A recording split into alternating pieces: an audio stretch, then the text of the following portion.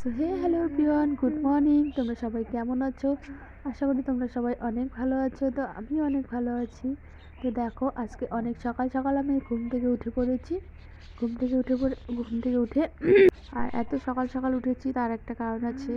কারণটা তোমরা জানোই, আমার একটা ছোট্ট বেবি আছে, তার কারণেই আমাকে সকাল সকাল উঠতে হয়েছে।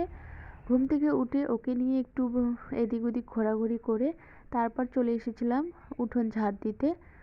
কারণ ওকে নিয়ে তো একটু সকাল সকাল না বেরোলে আবার ওর মন খারাপ হয়, তাই ওকে নিয়ে একটু বেরোবেরো করে তারপর আমার কাজ আমি করতেছিলাম।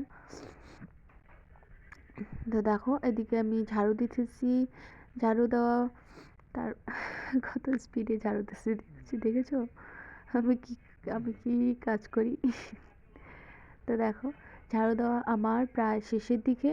ঝাড়ু দেওয়া শেষ করে তারপর ব্রাশ করব।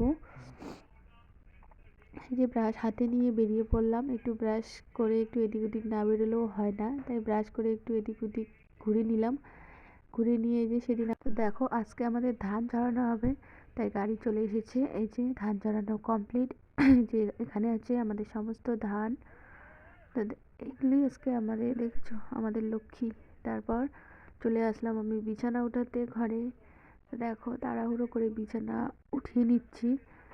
বিছানা তো না, লেপ লেপ ব্ল্যাঙ্কেট এগুলো ভাঁজ করে নিচ্ছি। এখন যেহেতু শীতের দিন, যেহেতু অনেক কিছুই ভাঁজ করতে লাগে। তো তারপর দেখো, আমার বাবুর জন্য বিছানাটা করে নিচ্ছি, কারণ একটু পরে ও ঘুমোবে। একটু পরে বলতে, ও যেহেতু সকাল সকাল উঠে 9টা সাড়ে 9টার দিকে ঘুমোয়, তাই বিছানাটা করে নিলাম।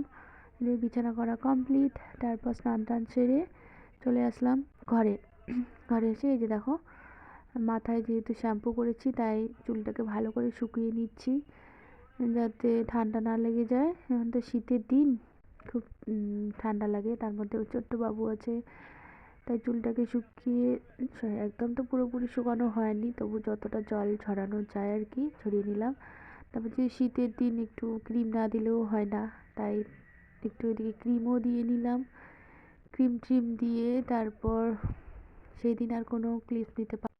দেখো, এটা হচ্ছে পরের দিন মনে হয় এটা।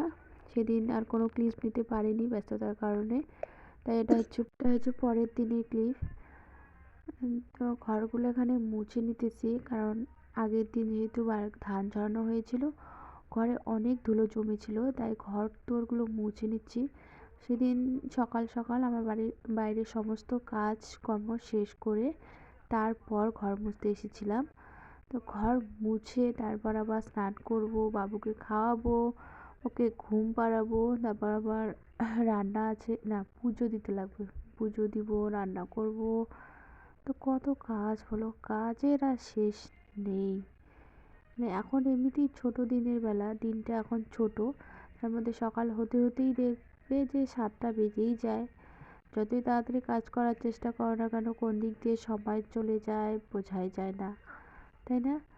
তাও যদি ছোট্ট, আরও যদি বাড়িতে থাকে একটা ছোট্ট বাবু, তাহলে তো সময় কোন দিকে যাবে বুঝতেই পারবে না। তারপর দেখো, বিকেলবেলা আমি সন্ধ্যের আগে আগে ছাগল নিতে গেছিলাম, ছাগল আনতে গেছিলাম আর কি। জমি দিয়ে খেতে ছিল। ও যে দেখো, কে আমার স্বামীধন। আমার স্বামীধন ওখানে কি বলছে জানি না। তারপর যে দেখো, আমি ওই যে দেখলে দেখলে দূরে আমার ছাগলগুলো, ওই যে। তো এখন ছাগল নিয়ে বাড়ি যাচ্ছি। ওই যে টাটা।